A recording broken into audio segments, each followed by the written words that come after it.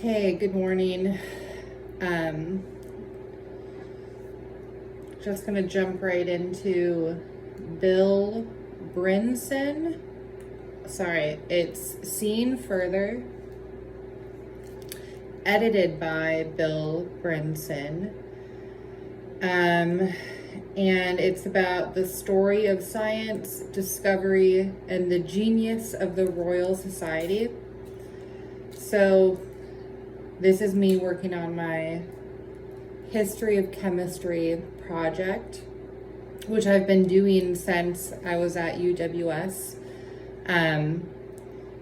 Well, I was planning my senior project in my sophomore year. Yeah, I'm just going to read from the beginning.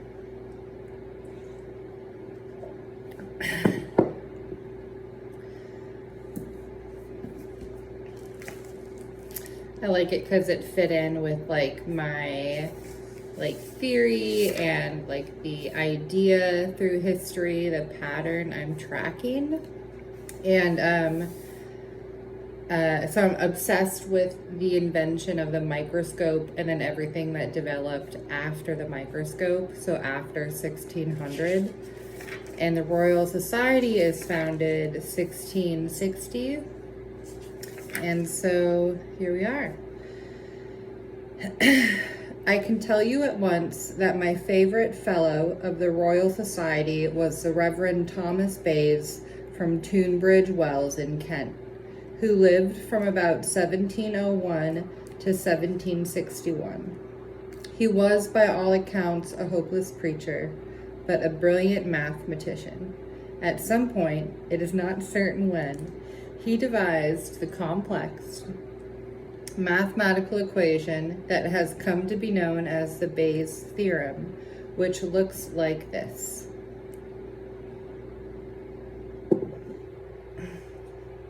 And I'm pretty sure that one symbol is called a theta, so it's like, I'll put it on the screen. I'm so sorry, I haven't done calculus for like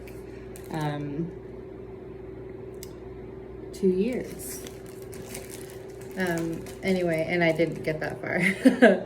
People who understand the formula can use it to work out various probability distributions, or inverse probabilities as they are sometimes called.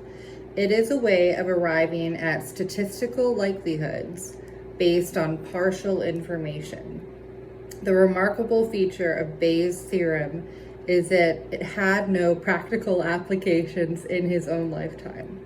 Although simple cases yield simple sums, and most uses demand serious computational power to do the volume of calculations.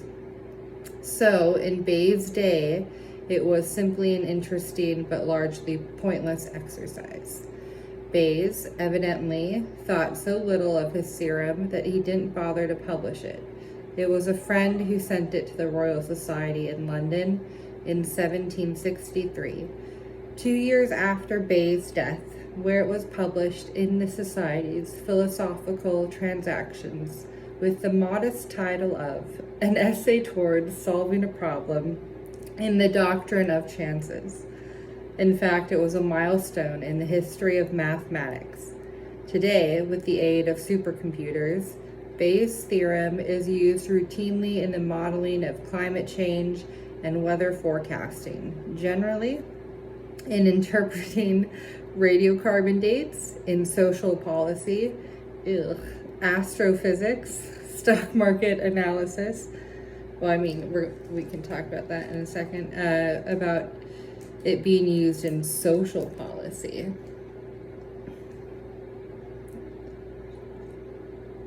Like predicting pattern behavior in a large group of people, and then making policy based on really just assumptions, astrophysics, stock market analysis, and wherever else probability is a problem. And its discoverer is remembered today simply because nearly 250 years ago, someone at the Royal Society decided it was worth preserving his work just in case. Since I started ad-libbing, I'll carry on. So I'm going to assume he probably knew it was valuable, was maybe paid not to publish it, because this is the Industrial Revolution.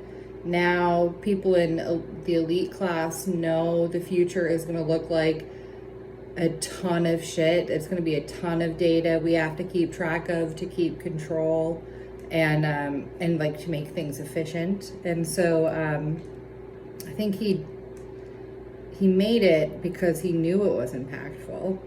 Oftentimes people who are just in that mindset for their whole life, they're seeing so far into the future that, and then usually it's harder to communicate with people around you. Okay, so back to the passage.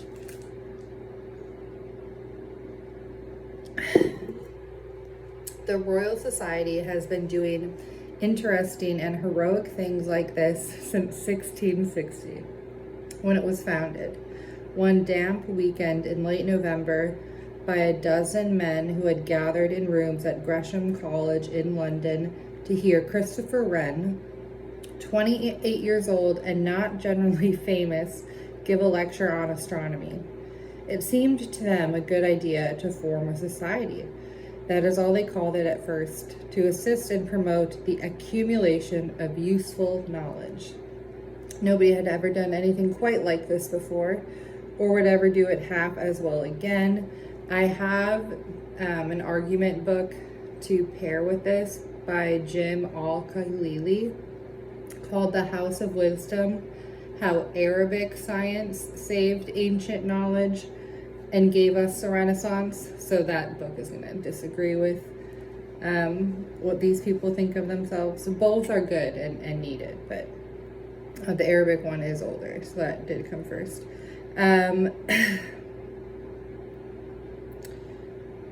Nobody had ever done anything quite like this before, or would ever do it half as well again. The Royal Society, it became, with the granting of a charter by Charles II in 1662, invented scientific publishing and peer review.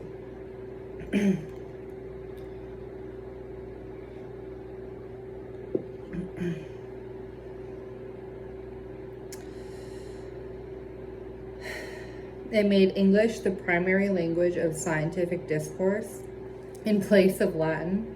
It systemized experimentation. It promoted, indeed, I'm just thinking of things I'll focus on, so I'm definitely going to take the line, it systemized experimentation, because that's a point of grievance for the modern era. The experimentation is very systemized. It promoted, indeed, insisted upon clarity of expression in place of high-flown rhetoric. It brought together the best thinking from all over the world. It created modern science.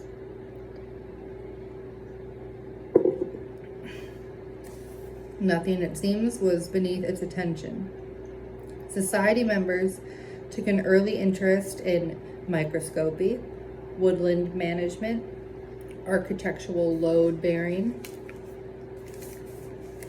the behavior of gases, another major focus of mine, the development of the pocket watch, the thermal expansion of glasses, also a focus of mine, before most people had ever tasted a potato.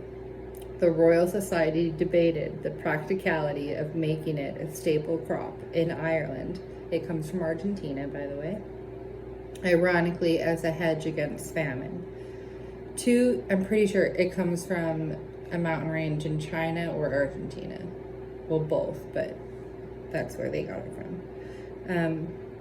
2 years after its formation, Christopher Merritt, one of the founding fellows, demonstrated a method for fermenting wine twice over, endowing it with a pleasing effervescence. Effervescence has actually been making me kind of sick, so I like drink too much carbonated water, and so I would say I'm focusing on that, but I'm trying not to. It is interesting though.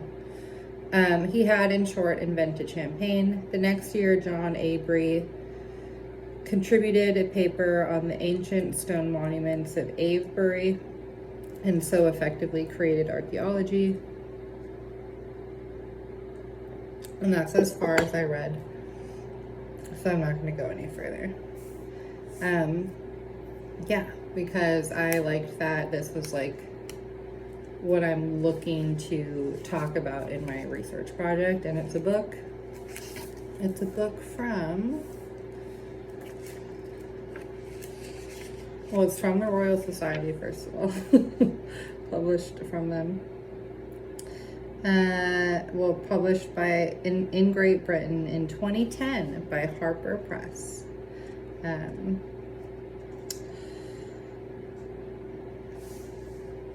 Yep, so in 2010. Yeah, so that'll be fun to focus on kind of everything I read in the first part of that intro. It's interesting because there's a lot of theories, like against the dinosaurs and against archaeology and like carbon dating. And I don't remember what the argument was, so maybe it'll come up because that's something that would be interesting to talk about. And really my focus is like how powerful scientists have been. They would have been guiding the empires at the time. They literally chose what vegetable to plant in Ireland, and how to plant it. Okay, well that was all for this midnight history review.